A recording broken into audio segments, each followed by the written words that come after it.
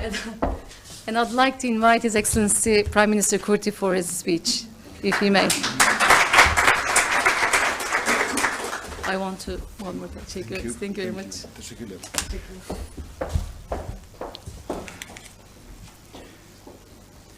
Dear Deputy Prime Minister Emilia Recepi, dear Ms. Arslan, Senior Director, Atlantic Council in Turkey, dear Ms. Özdemir, dear Mr. Volkan Bozkır, an old friend with whom we've met first over 10 years ago, honorable ambassadors, dear members of parliament, colleagues from the government, distinguished guests, ladies and gentlemen, thank you for the invitation to address you today.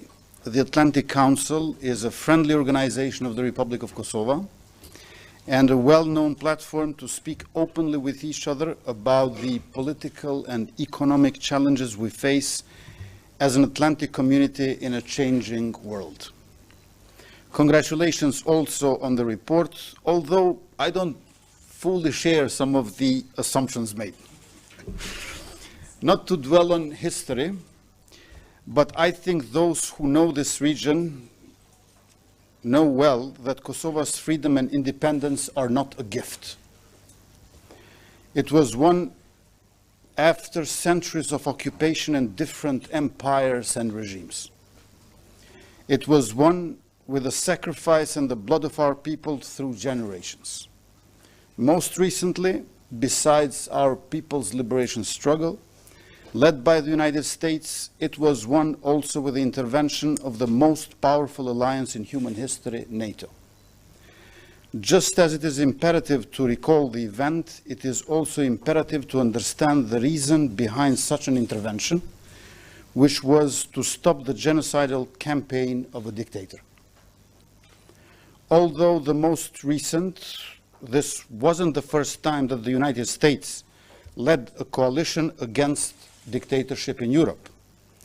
In the Second World War, the United States helped liberate France and the rest of Europe from the Nazi regime. Kosovo declared independence in 2008, not unilaterally, but in concert and coordination with the international community. After the genocidal campaign that led to NATO intervention, after years of UN administration, after years of negotiations in Vienna, led by the UN Special Envoy Martti Ahtisaari, who later won a Nobel Peace Prize, and concluded in the report sent to the Security Council for approval that the only viable option for Kosovo is independence, supervised independence, which lasted for 4 years. So it is very interesting to recall now that almost 25 years ago, in spring 1999, 19 countries got together to bomb a European country.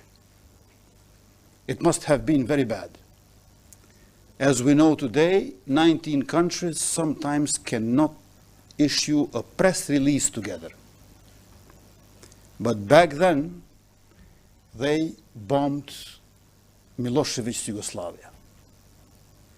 On 15th of January, we are going to commemorate 25 years of a horrible Rečak massacre, which was a clear indication that in Kosovo we have Srebrenica on the making. On the other hand, in September 2012, 25 countries together, comprising international steering group, jointly concluded that supervision of Kosovo's independence should be terminated.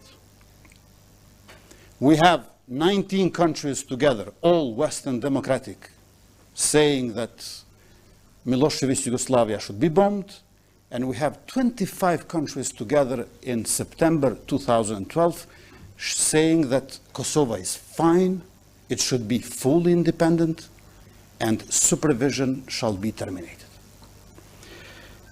To use Kosovo as a precedent to justify intervention elsewhere, like Kremlin is doing, is nothing but a direct attack on truth, humanity, and sanity. It also shows a complete disregard for international law and the responsibility to protect, as an international norm seeking to ensure that the international community never again fails to hold the mass atrocity crimes of genocide, war crimes, ethnic cleansing, and crimes against humanity. This was a concept that emerged and was enforced after NATO intervention in Kosovo and was adopted unanimously in 2005 at the UN World Summit, the largest gathering of heads of states and government in history. It also shows disregard for the International Court of Justice, which by 10 votes to 4 gave the opinion that the Declaration of Independence of Kosovo, adopted on 17th of February 2008, did not violate international law. Our planet does not have a higher court than ICJ. Therefore, the legal debate on Declaration of Independence of Kosovo has been concluded on 22nd of July 2010. I believe that now, when far-right movements and autocrats are on the rise, the Atlantic community and democracies must be even more active. This, first and foremost, would relate to joining of the 5 EU non-recognizers to the rest 22 members of European Union who do recognize independence of Kosovo, by pushing dictators and extremists who air false narratives and draw false comparisons to justify their hegemonic projects. So it is not only we who would be helped, it is the transatlantic bridge and the democracies in the world today who would make a leap forward in combating this right-wing extremism and autocratic tide which is taking place in democratic West, coming out victorious sooner rather than later. Undoubtedly, Kosovo is a success story of NATO intervention on one hand and of democratic state building and socioeconomic development on the other hand. Independent evaluators show that Kosovo is a champion of democracy in the region, with the fastest democratic rise in the last 3 years in rule of law, political rights and civil liberties, liberal and electoral democracy, transparency and anti-corruption. It also has the highest economic growth on average compared with the region. So task number 1 is to get the 5 EU non-recognizers to recognize Kosovo. And this is and must be a shared task among the transatlantic community because it is a shared responsibility. Of course, normalization of relations with Serbia matters. It matters because Serbia is our neighbor with whom we share over half of our border, and we cannot change geography and history. It also matters because Serbia has initiated all wars in former Yugoslavia, where it neither took responsibility nor apologized for all the human suffering, crime, and destruction they caused. On the contrary. Today, it keeps 48 military forward operating bases, like a horseshoe around Kosovo. And this horseshoe in 1999 was inside Kosovo, now is around it. In the first 2 years of our government, Serbia brought its military 4 times to the border, flying Russian MiG-29 planes, fighter jets, Russian Mi-35 choppers, and it brought Russian T-72 MS tanks. Serbia, unfortunately, has not changed, nor has it democratized. Instead of showing remorse for the crimes it committed in the past, it keeps threatening new wars. This is why normalization matters. Normalization of relations between Kosovo and Serbia needs normalization of Serbia in a democratic and European sense of the word. And all this not only because Kosovo's membership in international organizations must not be objected to, but because Kosovo and Serbia must be able to live side by side as normal neighbors with good neighborly European relations. This is why I welcomed President Biden's letter in 2021 that put mutual recognition at the center of a future normalization agreement between Kosovo and Serbia. Because mutual recognition is mutual acceptance of reality, which must also include dealing with the past to enable reconciliation. Faced with the Russian invasion of Ukraine, the Atlantic community urged to settle for less. Instead of a final agreement centered on mutual recognition, it pushed rather for an agreement on the path towards normalization centered on mutual de facto recognition. Of course, our government is for dialogue, and in any circumstance, we only engage in agreements that further advance Kosovo's interest and strengthen our statehood, and that do not lessen or undermine it. Yet, a question is legitimate.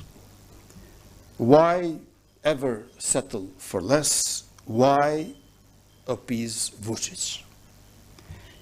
If there is any lesson to draw from the war in Ukraine, it is that appeasing autocrats never works. They take generosity shown to them as a sign of weakness, fear, or both. They, unfortunately, only understand resilience and democratic force. But instead of sticks, the president of Serbia has been approached with carrots. The more trouble he makes in the region, the more money he asks and takes from the EU. The more he moves towards Russia and China, the more the European Union chases him with funds. Meanwhile, ever since he came to power, Serbia has only backslid into autocracy. Despite all this, Kosovo has remained committed, constructive, and creative in the dialogue. We now have an agreement which must be protected by those who brought it. It cannot be the case where a legally binding agreement is violated without consequences. Yet, Serbia has violated on numerous occasions without any consequence. We cannot hope for a sustainable implementation of the reached agreement without having, first and foremost, respecting of those agreements. What we see currently is at least weekly based breaches and violations, sometimes of the letter, sometimes of the spirit, usually of both, of the basic treaty we have agreed on in Brussels on 27th of February this year. That is why we have asked for this agreement and its accompanying documents to be signed. Excruciating pain in the right hands of President of Serbia cannot be used as an excuse not to sign what we read. Last year, on the 15th of December in Prague, I submitted our application for membership in the European Union, and we are in the process of becoming a member of the Council of Europe. Kosovo's future lies within the European Union and NATO. Our commitment to membership will never waver, but it is our shared responsibility to address decision-making so that those who want and deserve to be members of the community should also have that possibility. The European Union is not going to force people and nations to become members, to join the European family. But those who want it, those who work for it, should be offered a merit-based process, a real opportunity with high probability, while we work and think together as we pace along towards European family. Those who want and work should have normal, logical advantage. Kosovo's future lies within the European Union and NATO. Our commitment to membership will therefore never waver. I emphasize that we are not looking for any alternatives and we do not want any alternatives. But precisely because of this, by saying that the European Union and NATO are the only alternative, we are supposed to meet, on the other hand, on the other side, real possibility and probability for advancing and success. When it comes to domestic affairs, I would say that Kosovo is on the right track. This country changed tracks on the 14th of February 2021 in a landslide election never seen before. What is needed now is to shift gears forward because the track has changed. According to all credible democratic indicators, Kosovo is on the right track of democratic advancement and economic growth. These two are essential to develop a country with strong rule of law and economic prosperity. But I agree with the assumption of the report that the landslide victory of February 14th, 2021 has brought high expectations. And I will say that this is not just because of the election victory, but also due to the modern digitalized world where we're living in, where citizens see the whole world in a single handheld device. They see what life is like in other places, and they compare it with their own, and they seek change fast. So there is, I would say, an expectation delivery gap in the sense of speed, not capacity.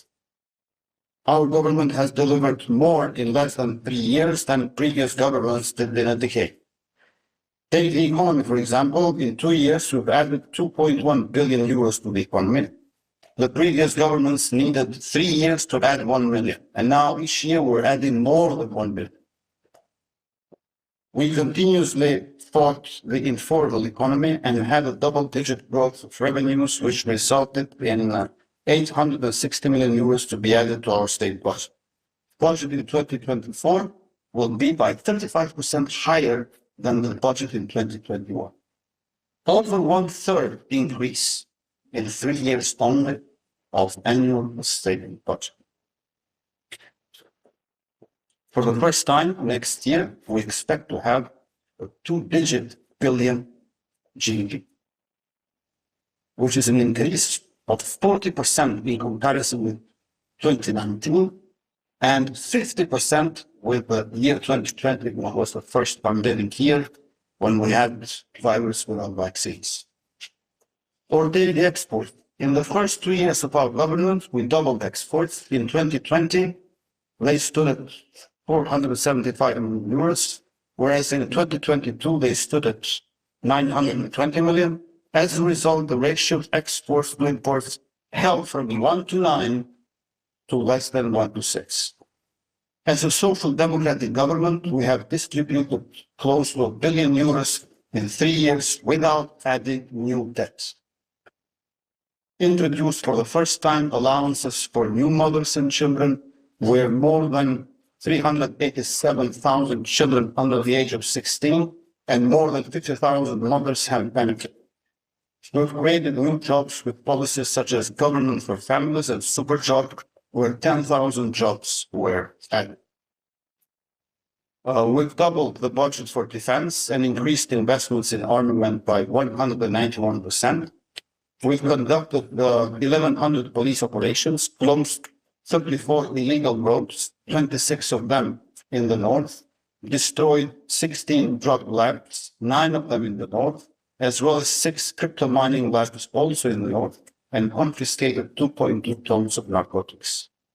All this while we're facing multiple world crises such as COVID-19 pandemic and later the economic and energy crisis that saw an increase in prices. However, here we have a positive trend as well. Inflation in January was 12%. It fell to 3.3% in October this year. But again, there is a gap in the speed of delivery. This gap is in part due to the unresolved problems that have piled up in the last 2 decades, but also be they, for example, lack of investment in, say, the energy sector, healthcare, education, and training for new jobs.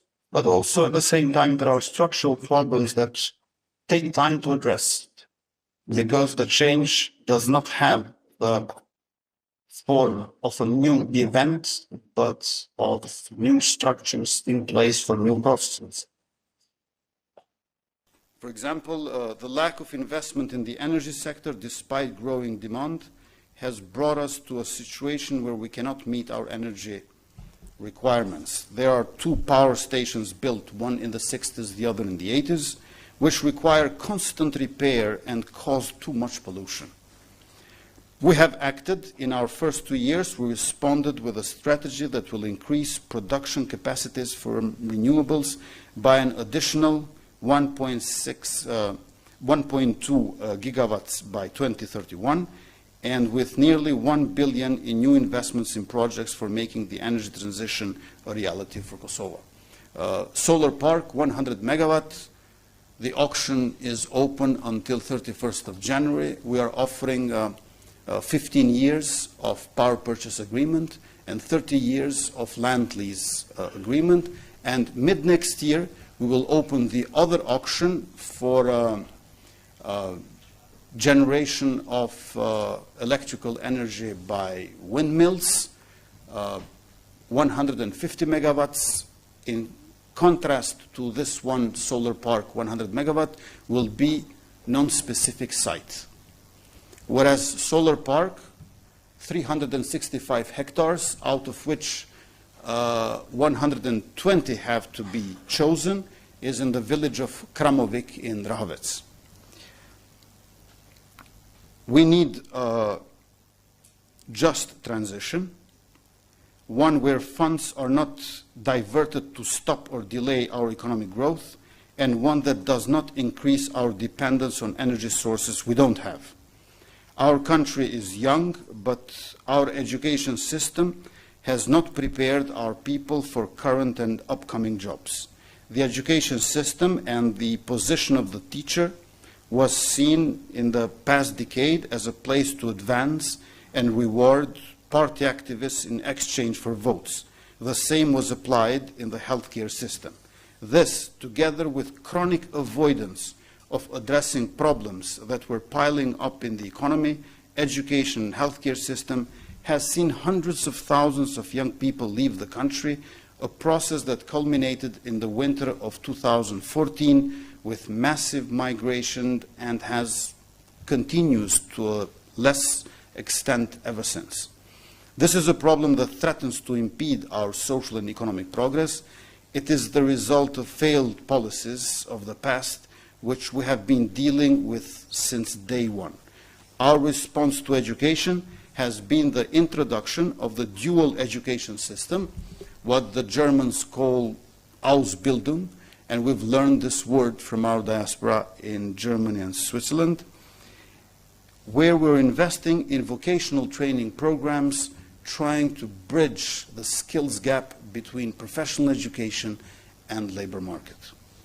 It must be the case that those who get a degree from the university should be able to find a job. That is why we are addressing the huge gap between what a university degree offers and what the job market requires. To refer to what Ms. Ozdemir was saying, we have allocated around 3,000 scholarships for female students in STEM, science, technology, engineering, and maths. And now in Kosovo, believe it or not, 50% of students in STEM are women. Average EU is 17%. So we have seen that investing in female students is the highest return case that one can get. Only with scholarships of 1,000 euro per year, which are not much, so much can be accomplished. I believe that our policies will be able to not only stop the migration of our young people, but also reverse it, as there are numerous companies now who are bridging Kosovo's potential with Kosovo's talented youth inside the country and abroad. But as the latest results in PISA revealed, this is a long process. Addressing this requires teachers to be held to professional standards and understand that being a teacher is a noble profession. It is the government's job to ensure a decent salary and working conditions, but it is the teacher's job to inspire and teach our children so that they can excel. There is more work, way more work to be done to address mounting issues, but I believe, therefore insist, that we are on the right track. Thank you very much.